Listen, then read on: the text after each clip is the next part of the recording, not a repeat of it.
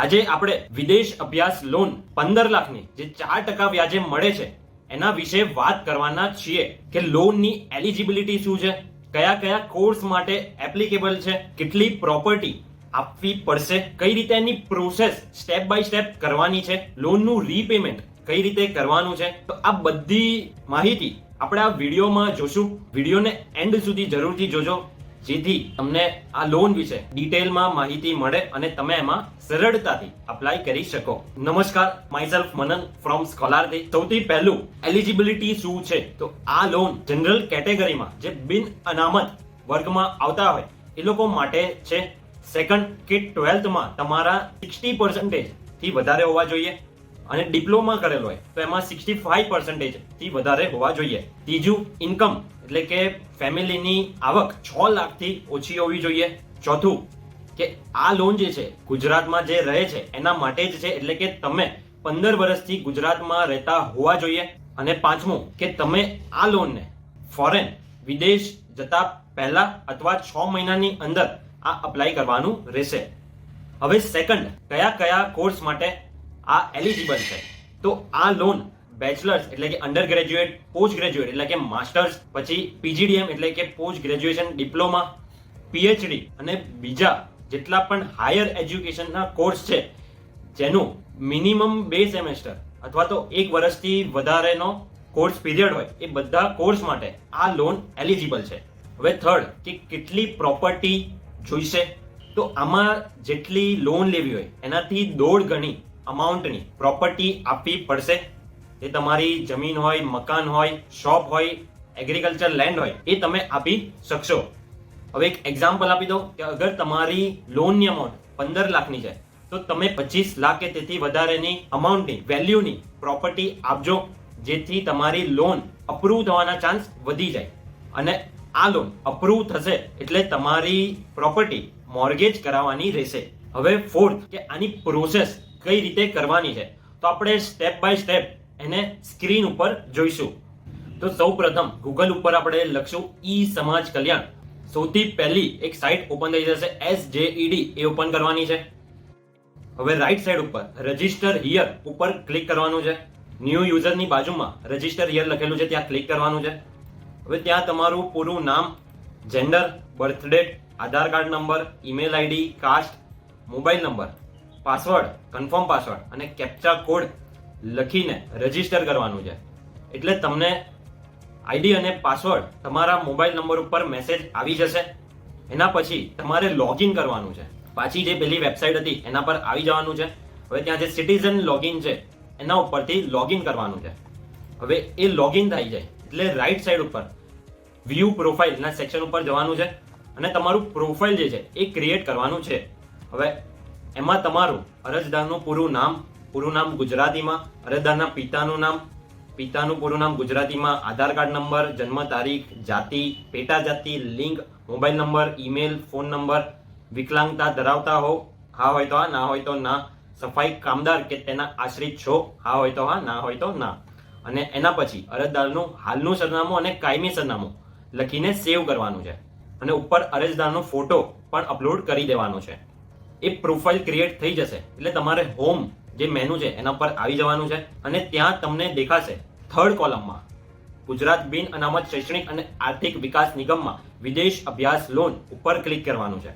હવે તમને એમાં ડિટેલ્સ દેખાશે તે તમારે વાંચી લેવાની છે અને પછી નીચે ઓકે બટન ઉપર ક્લિક કરવાનું છે.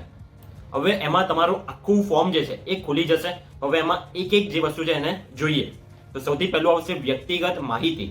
તેમાં અરજદારનું પૂરું નામ, પિતાનું નામ, લિંગ, જન્મ તારીખ, ઉંમર, જાતિ, આ બધું જે પ્રોફાઇલમાં ક્રિએટ કરેલું છે એ પ્રમાણે જ આવશે. અગર ચેન્જ કરવું હોય તો પ્રોફાઇલમાં ચેન્જ કરવાનું રહેશે. પછી પેટા જાતિ, mobile number, phone number, email ID, ration card number, વાલીનો મોબાઈલ નંબર, દિવ્યાંગતા ધરાવતો હો, પછી હાલનું સરનામું અને કાયમી સરનામું એ લખીને સેવ એન્ડ નેક્સ્ટ ઉપર ક્લિક કરવાનું છે. સેકન્ડ જે સેક્શન છે અરજીની વિગતો એ આવી જશે. હવે એમાં આવશે બિન અનામત વર્ગનું પ્રમાણપત્રનો નંબર, પ્રમાણપત્રની તારીખ, અરજદારના માતા પિતા અથવા પતિના વાલીનો અભ્યાસ, વાલીનો વ્યવસાય, પછી તમારા વ્યવસાયના સ્થળનું સરનામું, પછી અરજદારની કુટુંબની કુલ વાર્ષિક આવક, એટલે જે તમારા આવકના દાખલા એટલે કે ઇન્કમ સર્ટિફિકેટમાં જે હોય એ પ્રમાણે લખવાની છે. પછી આવકનું પ્રમાણપત્રનો નંબર એટલે ઇન્કમ સર્ટિફિકેટ જે નંબર હોય એ લખવાનો છે. પ્રમાણપત્રની તારીખ, આઈટી રિટર્ન મુજબ છેલ્લા નાણાકીય વર્ષની વાર્ષિક આવક, એટલે હવે આઈટીઆર પ્રમાણે જે ઇન્કમ છે એ લખવાની છે. લેટેસ્ટ જે હોય એ જ આપવાનું છે. પછી પાન કાર્ડનો નંબર, કુટુંબના અન્ય વ્યક્તિ આ યોજનાનો લાભ મેળવેલ છે, હા હોય તો હા, ના હોય તો ના, અને ચાલુ વર્ષે કુટુંબના 2 સભ્યોએ અરજી કરેલ છે કે નથી એ લખવાનું છે. હા હોય તો હા, ના હોય તો ના. આમાં કુટુંબના 2 વ્યક્તિ પણ અપ્લાય કરી શકશે અને બંનેને આ લાભ મળી શકશે. એ લોકોનું જે બજેટ છે એના ઉપર નક્કી થશે. હવે શૈક્ષણિક લાયકાત 10th અને 10th પછીનું જે એજ્યુકેશન હોય એના વિશે લખવાનું છે. પહેલું આવશે આપણે એસએસસી, પ્રવાહ યુનિવર્સિટીનું નામ, પાસ કર્યાનું વર્ષ, ટોટલ માર્ક્સ, કુલ ગુણ, મેળવેલ કુલ ગુણ એટલે કેટલા ઓપ્ટેન્ડ છે એ, અને પર્સન્ટેજ મેળવેલ ટકા, એ બધાનું લખવાનું છે. એટલે કે પહેલા એસએસસી, પછી એચએસસી હોય તો એચએસસી અથવા તો ડિપ્લોમા, અને ત્રીજું અગર ડિગ્રી કરી દીધેલ હોય તો ડિગ્રીનું પણ લખવાનું છે. હવે સ્નાતક પૂર્ણ થયા પછી અરજીના સમયગાળામાં કોઈ ગેપ પીરિયડ હોય, એટલે કે તમારું ગ્રેજ્યુએશન ખતમ થઈ ગયું છે 24માં અને તમે જાઓ છો માસ્ટર્સ માટે 25માં, તો ગેપ પીરિયડ કેવા છે એટલે હા લખવાની છે. અગર 24માં જ જાઓ છો તો ના લખવાની છે. એના પછી સેવ એન્ડ નેક્સ્ટ ઉપર ક્લિક કરવાનું છે. હવે થર્ડ, વિદેશ અભ્યાસની વિગતો. હવે એમાં લખવાનું છે પ્રવેશ મેળવેલ કોલેજ માન્યતા ધરાવે છે એટલે અપ્રુવડ કોલેજ છે, અપ્રુવડ યુનિવર્સિટી છે, જેન્યુન યુનિવર્સિટી છે. તો એ હા હોય તો હા, ના હશે તો તમને આ મળવા પાત્ર નહીં રહેશે. અને એવી જ રીતે વિદેશ પ્રવેશ મેળવેલ કોલેજ સંબંધિત તરફથી માન્યતા હોય એવો અભ્યાસક્રમ ધરાવે છે એટલે એવો કોર્સ બી અપ્રુવડ હોવો જોઈએ. કોર્સ, યુનિવર્સિટી, કોલેજ એ બધું અપ્રુવડ હોવું જોઈએ એટલે એમાં પણ હા આવશે.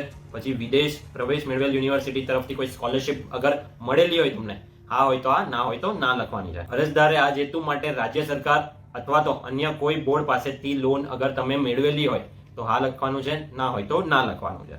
એના પછી આવશે વિદેશ અભ્યાસની માહિતી. એમાં વિદેશ અભ્યાસ કરવા માટે જે દેશમાં જવાનું હોય તે દેશનું નામ એટલે કે કન્ટ્રીનું નામ, પછી અભ્યાસક્રમનું નામ, પ્રોફેશનલ, ટેકનિકલ, પેરામેડિકલ, મેડિકલ જે તમારો કોર્સ હોય એ લખવાનો છે. પછી પ્રકાર કયો છે, graduation, PG, master, MBBS, PG, diploma એ લખવાનું છે.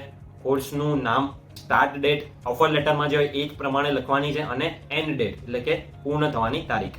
એના પછી આવી જશે યુનિવર્સિટીનું નામ, યુનિવર્સિટીનું સરનામું, કેટલી રકમની લોન લેવા માંગો છો તો મેક્સિમમ 15 લાખ લખવાની છે. અગર ઓછી જોઈતી હોય તો ઓછી લખવાની છે. પછી આવશે ટ્યુશન ફી, શિક્ષણ ફી જે તમારી ફી સ્ટ્રક્ચરમાં હોય એ પ્રમાણે આમાં લખવાનું છે. રહેવાનો, જમવાનો ખર્ચ, અન્ય જે પણ એક્સપેન્સ હોય કુલ, એટલે કે 2 વર્ષનો કોર્સ હોય તો 2 વર્ષ મળીને જે એક્સપેન્સ થતો હોય એ પ્રમાણે લખવાનો છે, અને ટોટલ એક્સપેન્સ લખવાનો છે. એના પછી આવશે કોલેજનું નામ અને એનું એડ્રેસ, સ્થળ.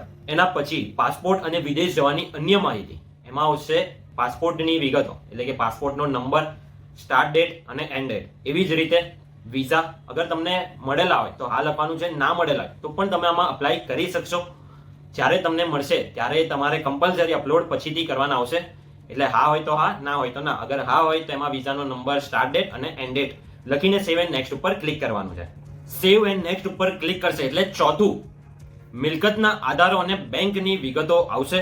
એમાં સૌથી પહેલા મિલકત આધારની વિગતો. એમાં મિલકત ધારણ કરનારનું નામ, પછી ધારણ કરનાર સાથેનો સંબંધ એટલે ફાધર હોય તો ફાધર, અને બીજા કોઈ રિલેટિવ્સ હોય તો એ રિલેટિવ્સ નો જે સંબંધ હોય એ લખવાનો છે.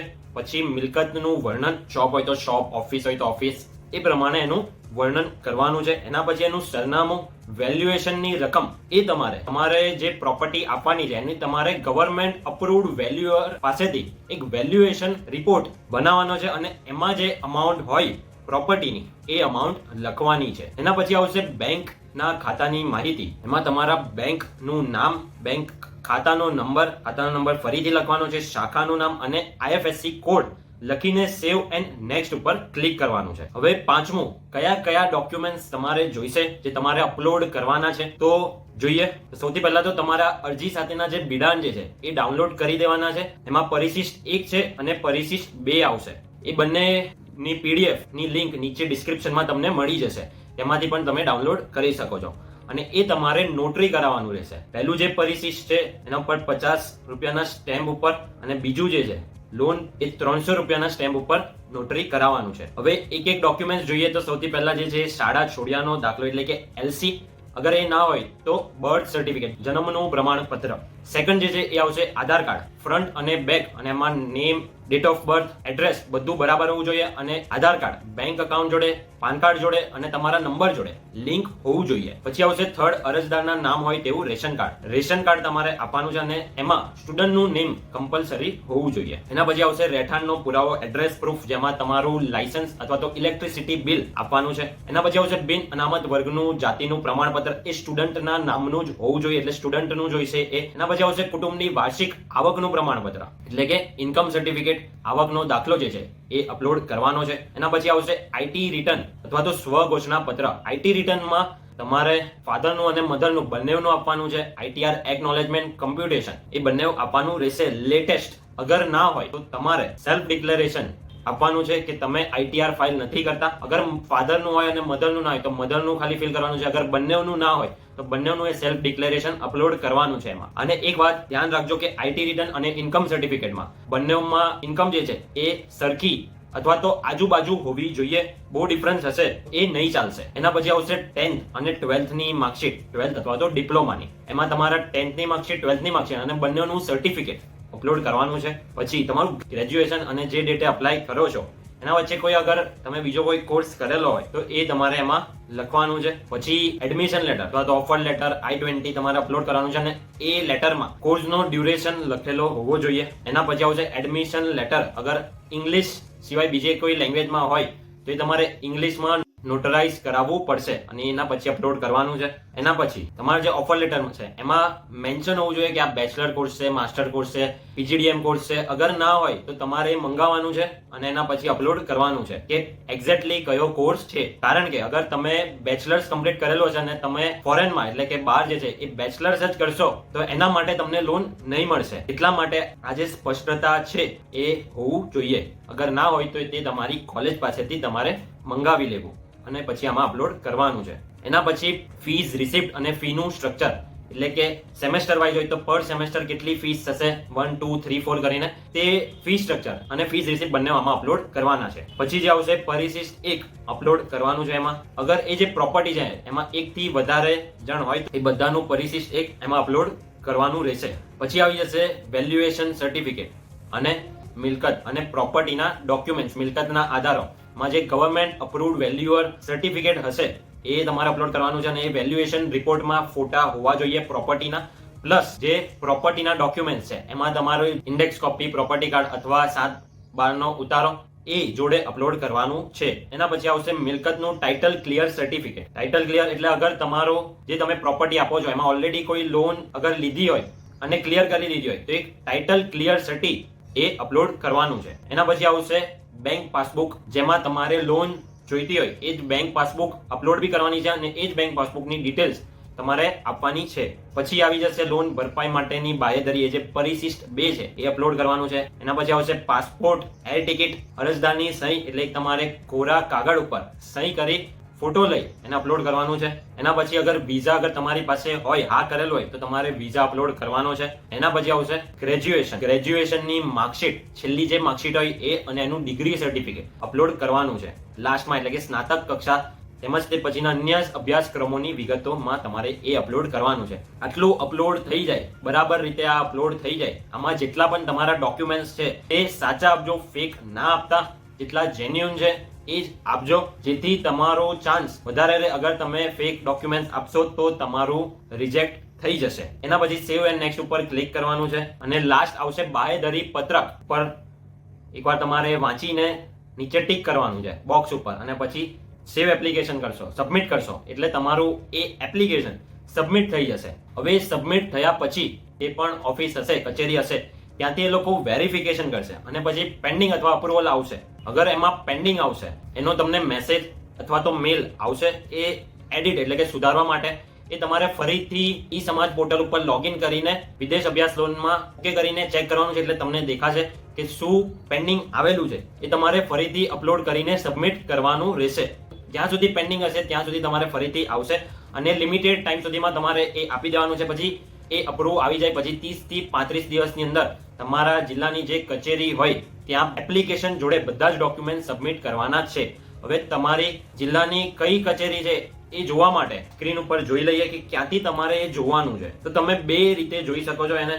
ઈ સમાજ કલ્યાણનું જે પોર્ટલ છે એમાં ઉપર સૌથી ઉપર કોન્ટેક્ટ અસ છે, એમાં તમારે નીચે આવવાનું છે અને નીચે તમને દેખાશે Gujarat unreserved education and economical development corporation. એમાં તમારું જે ડિસ્ટ્રિક્ટ હોય, સિટી હોય એ પ્રમાણે જોઈને બાજુમાં તમને એડ્રેસ દેખાશે, ત્યાં જઈને અથવા તો એકદમ સરળ રીતે જોવું હોય તો નીચે જે છે એ યોર એપ્લિકેશન સ્ટેટસ આપેલું છે, ત્યાં તમારો એપ્લિકેશનનો નંબર જે સબમિટ કર્યા પછી આવ્યો હોય એ એપ્લિકેશનનો નંબર અને ડેટ ઓફ બર્થ નાખશો એટલે તમને એમાં દેખાશે. એ તમને એમાં એ એડ્રેસ દેખાશે, ત્યાં જઈને તમારે સબમિટ કરાવવાનું છે. જેટલું જલ્દી બને એટલું તમારે ત્યાં સબમિટ કરાવવાનું રહેશે. એના પછી તમારું ફાઇનલ અપ્રુવલ આવશે અને ફાઇનલ અપ્રુવલ આવ્યા બાદ 15 થી 20 દિવસની અંદર તમને તમારી લોન મળી જશે. હવે આમાં કેટલો સમય લાગે છે તો સબમિટ તમે પહેલું જે મેઇન એપ્લિકેશન છે એ ફોર્મ સબમિટ કર્યા પછી 6 મહિનાની અંદર જનરલી આ થઈ જતું હોય છે. એનાથી વધારે ઓછો સમય લાગી શકે છે. એ તમારા જિલ્લાની કચેરી અને ત્યાં કેટલી એપ્લિકેશન છે એના પર નક્કી થશે. એટલે જેટલું જલ્દી તમે કરશો એટલું જલ્દી તમારું પ્રોસેસ થશે. હવે આ પ્રોસેસ થઈ ગઈ. હવે આનું લોનનું રીપેમેન્ટ કઈ રીતે કરવાનું છે. તમારે લોનનું જે રીપેમેન્ટ છે એ કોર્સ પીરિયડ પ્લસ 1 વર્ષ મોરેટોરિયમ પીરિયડ પછી તમારું એ સ્ટાર્ટ થશે અને એ તમારે માસિક હપ્તામાં 5 વર્ષની અંદર ભરી દેવાનું રહેશે. હવે છઠ્ઠું કે મોસ્ટ ઇમ્પોર્ટન્ટ વાત કે ગુજરાત સરકારની આ ખૂબ જ સરસ લોન છે, પણ આની પ્રોસેસ ડોક્યુમેન્ટ્સ ના લીધે ઘણા બધા સ્ટુડન્ટ્સને લોન નથી મળી શકતી, અટકેલી રહે છે, ક્યાં તો પછી એપ્લાય જ નથી કરી શકતા. તો એ બધા માટે આ વિડીયો તો છે જ, એના સિવાય અમારે એટલે કે સ્કોલરજીની એક સર્વિસ પણ અમે પ્રોવાઈડ કરીએ છીએ જેથી તમારી આ લોનની પ્રોસેસ સરળતાથી આ પ્રોસેસ થાય અને મેક્સિમમ ચાન્સ રહે કે તમને આ લોન મળી શકે. એના માટે તમને એક મેલ આઈડી દેખાશે. તે મેલ આઈડી પર તમારું નામ, મોબાઈલ નંબર અને લખજો કે અમારે ફોરેન એજ્યુકેશન વિદેશ અભ્યાસ લોન 15 લાખની 4% વ્યાજે જે મળે છે એના માટે અપ્લાય કરવું છે. તો અમારા સાઈડથી તમને તે કોલ આવશે અથવા તો એક સોલ્યુશન ફોર્મ પણ ડિસ્ક્રિપ્શનમાં મળશે, તે તમે ફિલ કરી દેજો. એમાં પણ અમારા સાઈડથી તમને કોલ આવશે. એ લોનની પ્રોસેસ તમને પહેલા તો કમ્પ્લીટલી સમજાવવામાં આવશે અને પછી એમાં તમારે અગર અપ્લાય કરવું હશે તો એ અપ્લાય કરવા માટેની જે પ્રોસેસ છે એ તમને બતાવશે અને એનો જે ખર્ચો થશે એ તમને જાણ પહેલેથી જ કરી દેવામાં આવશે. તો અગર તમારે આ લોન માટે અપ્લાય કરવું હોય તો નીચે લિંક અથવા તો નામ અને મોબાઈલ નંબર મેલ કરી દેજો. વિડીયો ગમ્યો હોય તો લાઈક કરજો. કઈ ડાઉટ હોય તો કમેન્ટ જરૂરથી કરજો. દોસ્તારો, રિલેટિવ જેને પણ આ લોનની રિક્વાયરમેન્ટ હોય એને જરૂરથી સેન્ડ કરજો અને આવી જ વિડીયો માટે ચેનલને સબસ્ક્રાઇબ જરૂરથી કરજો. આવજો મિત્રો. Thank you.